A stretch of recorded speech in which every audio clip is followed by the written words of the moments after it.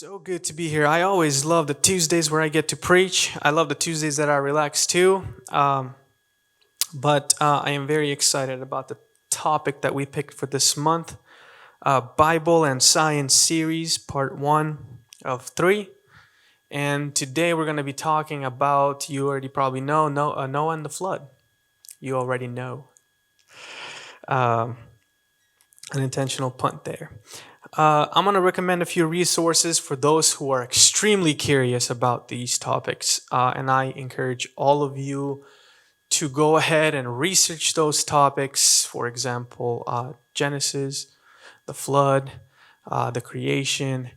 There are so many different theories, and the deeper people dive into it, the more stuff they come up with in debunking and understanding those things. There's a gap theory, there's a day age theory, there's a local flood and a worldwide flood theory. We will touch that one today, but we will leave the creation alone until 2 weeks from now. How we're going to do this is we're going to talk about the flood today, the world that was impacted, and the world that we live in today. Then we're going to talk about Jesus, still in the world that we live in today. And then we're going to go back on the last Tuesday of this month, and we're going to talk about creation and what the world was like before the flood. And, well, next time we're talking about the second Adam, and the time after that, the first Adam. Let's put it this way. So, very excited. There is a really cool documentary made that if you guys are curious, you can watch. It's called Is Genesis History? It's really cool. It was made in 2017. It is exactly 100 minutes long. So all of y'all who are browsing the web, trying to find something to watch, you all know people that would take like 25 minutes to pick a movie. Just watch this Genesis History. It's a really cool documentary. It takes you places. One of the places it takes you is Mount St. Helens to show you how quickly the layers form. So that's kind of cool. Also, you guys probably know the two people, especially the first one I named, Kent Hovind, has a lot of cool stuff. He's in Pensacola, Florida, and there is a dinosaur park, I guess, that you can visit from a creationist point of view. It's really cool. I haven't been personally, but Vas took his kids there. Vas Barishkovich used to go to our church. He gave the best feedback. And another guy is Ken Ham, who I spent a long time listening to over the last 2 weeks just because I wanted to understand the topic a lot better. And he runs a museum called, what is it called? The Ark Encounter. Have you guys ever heard of an ark being built in the United States? If you have, it is in Arkansas. No, it's in Kentucky. Yep, thank you. See, people know better than me. It's in Kentucky. I almost said Arkansas. Kentucky, just south of Cincinnati, Ohio. It is right on the border between Ohio and Kentucky. Yeah, probably a really cool place to check out. Haven't been, but it's on my bucket list. That being said, you can find both of those speakers, Kent Hovind and Ken Ham, on YouTube if you guys are curious about more. There's multiple videos of their seminars as well as debates. I watched a 2.5-hour debate with Bill Nye, the science guy from Seattle, Washington, and Ken Ham. It was quite interesting and way too short, even though it was 2.5 hours long. Really cool stuff. First of all, since we're talking about Bible and science, let's establish some things. Very often when you read headlines, those two things are polar opposites, aren't they? They will say something like Bible versus a scientist, or they will say creationism versus science, and anything in between those words. And it's a very sad thing in a way, because we as Christians believe that science, the study of all things, it complements our Creator. It reveals our Creator. And it is not an opposing view. I believe this word has been hijacked in a way and is misused these days. But as we study the heavens and as we study the earth, the elements, the people, the behaviors, what we discover is that there is order and there is beauty and there is a design. Moving on, let's define word science. The intellectual and practical activity encompassing the systematic study of a structure and the behavior of a physical or natural world through observation and experiment. Study of a structure. I like how they subconsciously say that there is a structure in the world. Because last I checked, if there is an explosion, it is really hard to get a structure out of an explosion. Last I checked, the world of its own creates chaos as opposed to order. Until an organism comes in, like a human being comes in, then they start creating order. Or some other intelligent being. Through observation and experiment. And I want to make a disclaimer. I am in no way a scientist, have no degrees in science. Matter of fact, I failed my biology class twice in a row. But I am well versed as of a while now because of the videos and studies I do on this. I am personally interested in the origins and flood as well. Because people will start playing the video saying I'm some kind of scientist. I don't know. Through observation and experiment, and why I underlined this in my text, because very often we will go back to the beginning, to the creation of the world, the origins of man, and people will start theorizing where we came from, what happened, how it happened, how long ago it happened. And it's okay if it's a theory, but when you start presenting it as a fact, it creates a confusion. Why is because it says through observation and experiment. How many of you seen the beginning of the world? Nobody. How many people alive today seen the beginning of the world? Okay, anybody seen Adam, Noah, Abraham, David? What we can rely upon is what is left behind. That's really it. Going back to structure. Have you guys ever seen an abandoned house? Yeah, I'm sure you have. All of us have. I used to live on Military Road, and there's this eyesore on a very, very crowded corner where cars drive through all the time. And this house is abandoned, graffitied over, a tree grew through it, and I think there's like vines hanging off of it. And I don't know why nobody has removed it yet. It's quite an eyesore.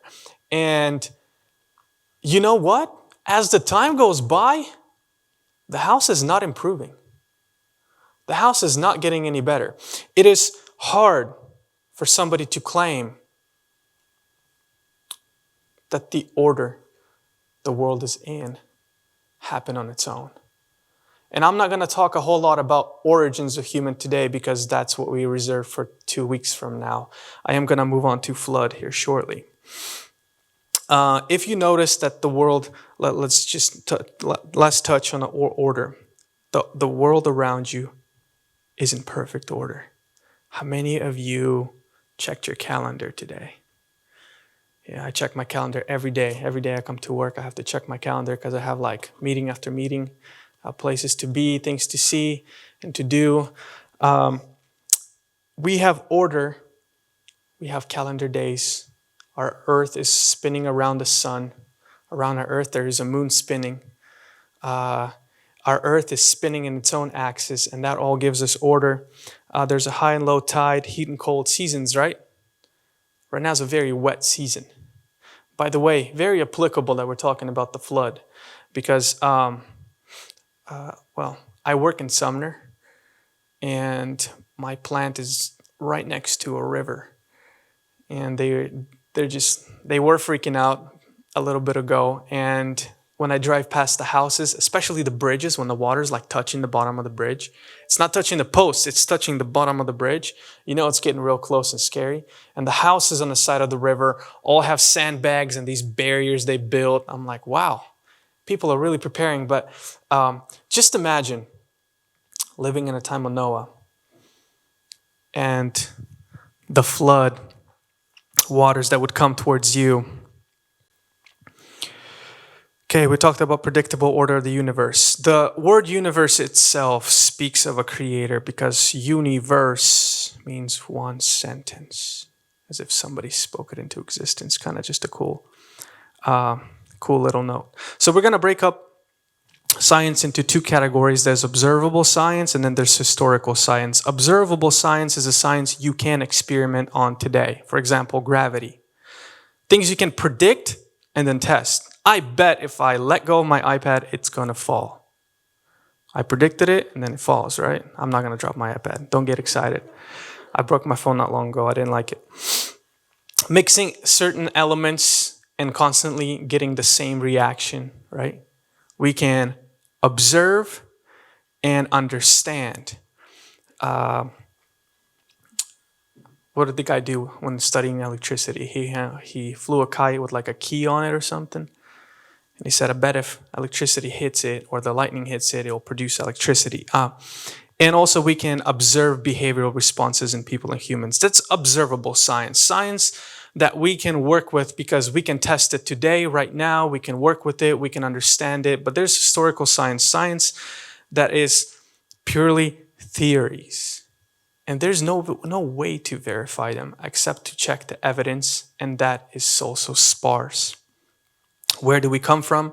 How did this world came to be? And are the stories of old true? Are the stories that passed on to you true? Because you know humans have bias. Humans rewrite stuff. Winston Churchill said, I know the history will be kind to me because I am going to write it. If you weren't there, you cannot know it. And so we come to the main question of the sermon. Is the biblical account of the flood a true story? And what evidence do we have to support or deny such a claim? We have to talk Bible and science today. Sorry, guys, which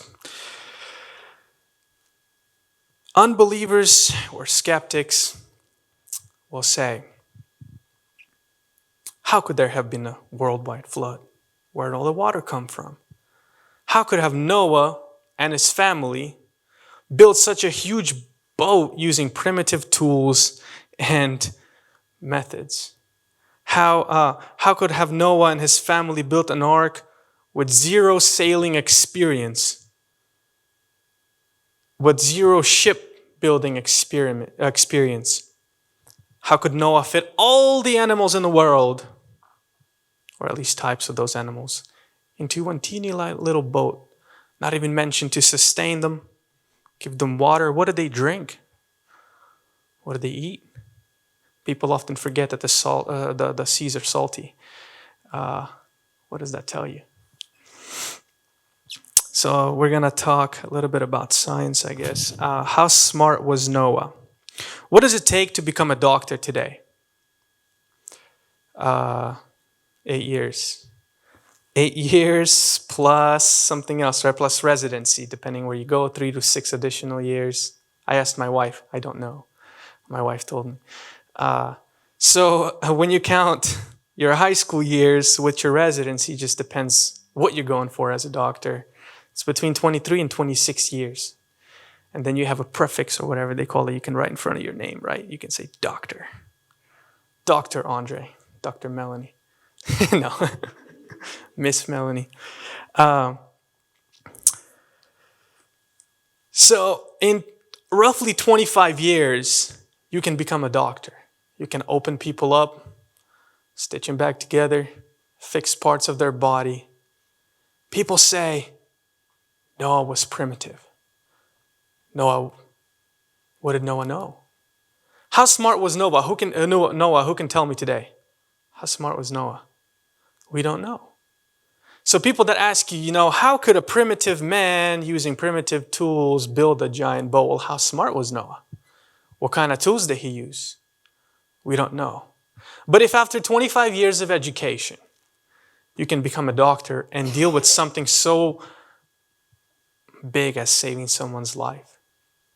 How old was Noah when he was done with an ark Anyone? We read it today. 600 years old. You can learn a great deal in 600 years. Man, I'm only 28. Imagine if I lived another 500 something. I'd learn a lot of stuff. And I'd definitely pay off my house first thing. I'm sure all of you would do the same. Let's talk a little bit about the first man, Adam. We're just going to mention him in passing. God created Adam, and this was the very first man. Did you guys know that we lose DNA or chromosomes with each generation, and our information becomes distorted? That's one of the reasons you can't marry your sister or your cousin unless you're in Louisiana or Utah. No, wait, no, that's marrying multiple, but not just kidding. Just kidding. But the reason you can't do that, one of the reasons, is because your children are will be a lot more prone to mental illness upon birth or as they develop, because there's not enough information diversity. There's not enough DNA that's new DNA. Just think about it. You're a copy of a copy of a copy of a copy of a copy, and all the way back to Adam, you were copied that many times. What happens to a paper after you copy it so many times? And you don't copy the same paper that many times. You copy the copy that many times.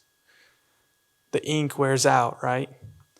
Lose our DNA. We become more and more distorted in the way we're worn out. We lose our chromosomes. And where I'm going with this is, well, even Charles Darwin here had 10 children with his first cousin because he wanted to make a master race. Who knew this already? Some people probably knew this already. 3 out of 10 children did not survive past the age of 10, and the other 3 that did survive couldn't even have kids. So out of 10, only 4 were, well, I guess you could say normal, just to show you an example. But Adam himself was pre-programmed by God. He probably had a crazy IQ. Imagine naming every animal in the world. Adam did, including his wife, but don't associate those two together. His wife and then the animals. Adam spoke every language in the world. There was just one. And also married the prettiest girl, just one. I always think about this. I'm like, imagine their arguments when Eve was like, go marry someone else. He'd be like, well, come on, honey, there ain't nobody else. Obviously a funny one. But Noah lived to be 600 years old, and we all can be very assured that in that time, man could learn a lot of things. We don't know how smart or literate or educated he was, but we can confidently say that Noah lived a long life and a lot of experience was behind him.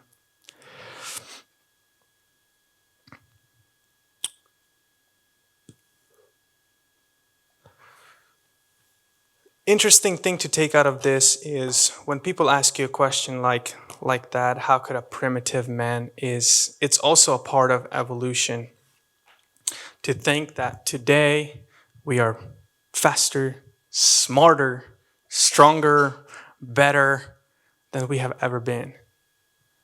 And that's kind of why I was talking about chromosomes a little bit. It's because the fact of the matter is there used to be giants. And there used to be people who had crazy IQ like Adam that could name every animal, and remember that, and do amazing things. But as the time moves on, I don't think we become better. We deteriorate just like the environment around us. When you're in court, the best account of a story you can get is from a direct source or a witness, right? And I will just say, do you guys believe in the Bible authenticity? Do you guys believe that this book is true? God promises in his scripture that he's going to keep this book and he's going to preserve the word. He's going to keep it true for all generations. Sometimes we have to do a little bit of digging between translations. But his word remains true. And if God did it, and he said he did it, and he wrote down that he did it, there is no better argument in a court than a witness that said it all. I was listening to a debate between a creationist and evolutionist, and they said, if only you find this, and if only you can prove that.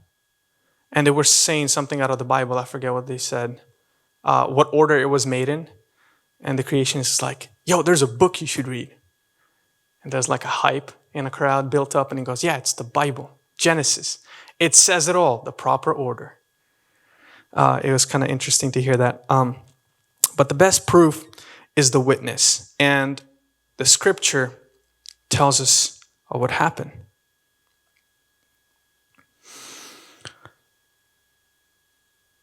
Let's talk a little bit about the design of the ark.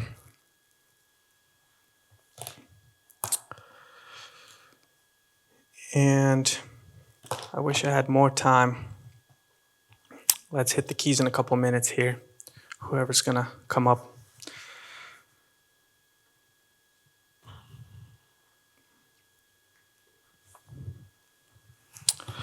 There's so many things that prove the flood. Is the flood real? How do we know it was a worldwide flood? I want to tell you today that our church holds to the belief that the flood was a worldwide flood. There are many, many different reasons why we believe that, and I will go ahead and list off a few. I'm going to take a few shortcuts. You know how the evolution talks about that there was a bacteria, it was in the sea, and then it crawled onto the shore, and then it became faster and faster. It was slow at first, but then faster. And then dinosaurs evolved into the birds. You guys heard that, right? Like the velociraptor, whatever, became a bird. That being said, when we look at the story of the flood, it's interesting that they find that order in the dirt. Because when you look at the story of the flood, and a flood comes and starts moving, a lot of dirt. In order to get fossils, you need to bury something really quick. Did you guys know? Who here knew that animals don't bury each other?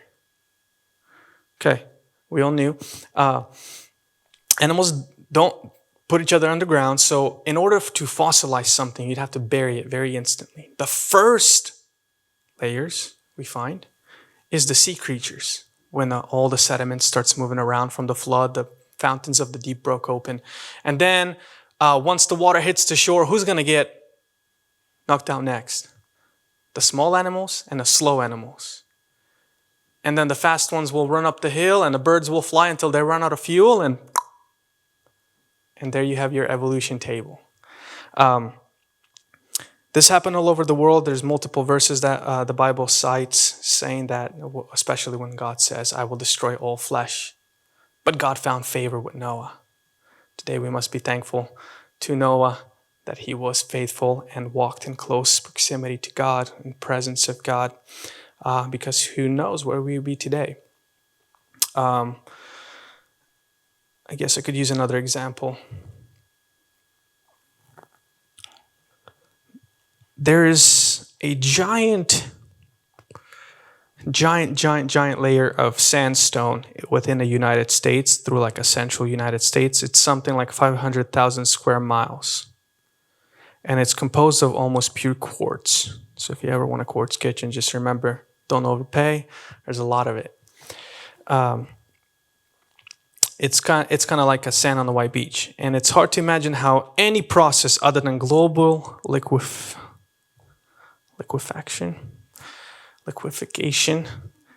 It's hard to, let me put it this way, it's hard to imagine anything but water sorting all those sediment layers out in such a way that you have perfect layers. And all the slopes on those, if you watch his Genesis history and they go into the Grand Canyon, they show you that when the dirt in other sediments are mixed within the water, they are laid at a specific angle. And if it's any steeper, they just roll off. Because, they can roll off in water. And the entire Grand Canyon, there's not a single sediment level that exceeds that angle. You know that a lot of water went through. When it's a river, it deposits only very small amounts of different sediments in a different order because it carves into the sediment deeper and deeper and deeper and deeper. But here we see that the entire United States continent has something like 15 of those different layers. Water did some fine sorting around the planet, and it buried a lot of animals' life. That's why you have your fossil fuels. Why is it called fossil? It's because that's all the vegetation and all the animals that lived on the earth before the flood got compressed and became oil, and now you just fill up with grandpa in a tank.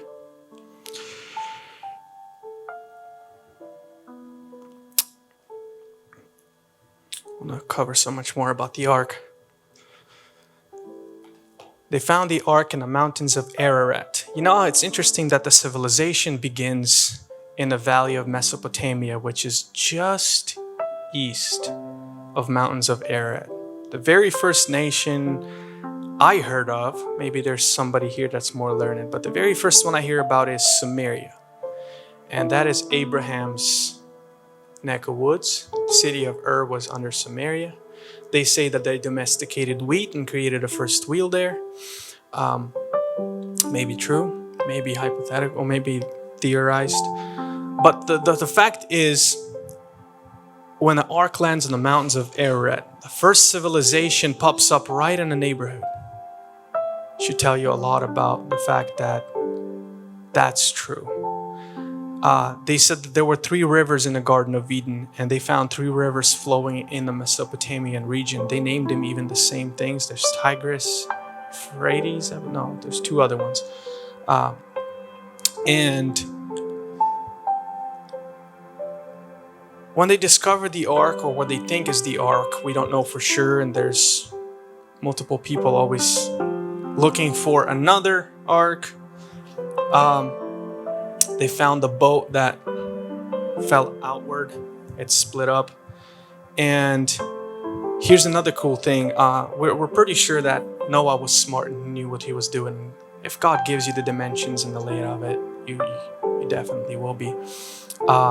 Imagine inside the ark like a little well with walls. And the level of water that's outside the board is the same inside the well. And it pumps up and down, and it pumps the fresh air in and out of the boat. They found something like that in it. And also what they found on the side of the ark are giant stones that are carved with a hole on top. So if it's a giant stone, a hole is towards the top. And they're saying that this is something the sailors would use in order. They would tie the boat all around with these stones, and when the wave hits and the boat is pushed, those rocks, those stones, they would just like sway and then stabilize the boat. Somebody asked Kent Hovind, that is a dumb idea. Wouldn't that slow Noah down? And Kent Hovind just replied, where was he going? He was not in a rush. He was trying to keep the boat surface and level. Boat lands, the mountains of Ararat. We get our first civilizations out of there. And I'll tackle just the last point. How did Noah fill the ark with so many different types of animals and such giant dinosaurs and animals? And were there dinosaurs or just animals? God said that in first 6 days, He created all that there is. That includes all the living things that are here today and aren't, including dinosaurs. And how did they fit? Noah probably didn't have to be a genius to understand that you don't have to pick the biggest animal to put into your ark. You just pick the baby. It's practical for many reasons. For example, who is likely to survive when you let him go after the ark? Who's going to live longer? The baby's going to live longer. The adult falls down and breaks something. The young kid, like my son, he hits something, he just bounces off the floor and keeps going. He don't care. I don't do that to my son, but I love the kid. The babies live longer. The babies sleep more. the babies eat less, and the babies that are going to live longer or are more likely to survive, more resilient. Noah put a bunch of animal babies, or God brought them to him to put into the ark for space. And also the last thing is that the types of the animals. He didn't have to bring a Chihuahua and a wolf and a German Shepherd and a pit bull. He just had to bring a variant of a dog. He didn't have to bring a zebra and a horse. He just had to bring something like a horse, right? And so on it goes in a cat. And although animals adapt to their environment, there are 6 definitions to evolution. We believe that animals adapt to their environment and they change with the color of their skin, or even look at animals, we adapt to our environment, and we have people with different colored skin. But that does not mean that they adapt to a point where they become a different species. You know, horse is still a horse. Well, if it's a zebra or a horse, and a German Shepherd or a wolf is still a dog, and so on and so forth. Let's end the Noah story with a Bible verse from Matthew chapter 27, because I want all of this to bring us somewhere. I would strongly encourage you guys to go through through these sources. If you guys are curious about it, just watch its Genesis history in your own time. Very interesting. The world that we live in today is very different. There's only about 7.5% of it that is usable that is a good soil that is usable for farming. Everything else has been wrecked into mountains and deserts, impasses and eroded dirt, places that can no longer sustain life, or a very minimum. Imagine an earth that was created before the flood, that was created to support life 100%. It was wonderful. It was glorious. It was made for us to inhabit it and to make it better. And to talk a little bit about what scientists believe today, they say it rained on the lava, which is to become a stone. And then out of that genetic soup came life. So they believe that their great-great-great-great-great-great-great-great-great-grandfather is a stone. And that's a bigger miracle than believing that our God is the one who made everything, who created all those things. In Jeremiah 2, it says, "To the wood they say, you are my father, and to the stone, you have brought me forth." Those people are foolish. Let's open this Bible verse I was talking about real quick from Matthew. The point of this story and where it leads us is that just like in the days of Noah, people did not understand that the earth belongs to the Lord and the thoughts. God says, I destroyed the first world for their thoughts and their imaginations. If you reread those verses, it says that the people's thoughts and imaginations were evil. Not necessarily deeds. Imagine that. God evaluated people's thoughts, ambitions, desires. We will talk about ambitions this Sunday. And he said that they are evil. And for that, he destroyed the first world. But people did not understand that the world belongs to God. And those who dispute Bible as literal truth, they have, their issue is the authority issue. Who's in charge? I'm in charge, not God. I tell you what happens. I tell you how it is. I tell you how I live my life. When the Son of Man returns, it will be like in the days of Noah's day, it was in Noah's day. In those days before the flood, the people were enjoying banquets and parties and weddings right up to the time Noah entered his boat. People didn't realize that it was going to happen and what was going to happen until the flood came and swept them all away. This is the way it will be when the Son of Man comes. The point I'm trying to say here is that Jesus is coming back. Jesus is coming soon, and he will also come unexpectedly like the flood. And just like Noah was building his flood, building his ark to prepare for the flood, we must build our ark of salvation to prepare for the coming of Jesus Christ, what is going to happen. Build your ark today. Provision it. Prepare it. And what's interesting is God give the dimensions for Noah. And today, Jesus speaks into your life and He tells you what you need to be saved. Use it. Take it. Learn from the story of Noah. The world belongs to God. You know what God calls this world? He says, the earth is my footstool. He does with it whatever He wants. What do you do with your footstool? You kick it around, put your feet on it. Sometimes stinky, right? You do with it what you want. And a lot of people in this world, the atheists, they have this problem with it, is that there's somebody that's going to tell me how to live my life and decide the fate of the world. But the fact is, God made it and it's His. And He does with it whatever He wants. And we already see in the story of the flood, He destroyed the first world, first creation. And then He remade it with Noah and the animals out of the flood. God is also going to destroy this world. It says there will no longer be a flood and a rainbow is the sign, but the time is coming when the earth and all the things on it will burn. Where will you be? In heaven, right? But in order to get there, you need to build your spiritual ark. Let us all stand to our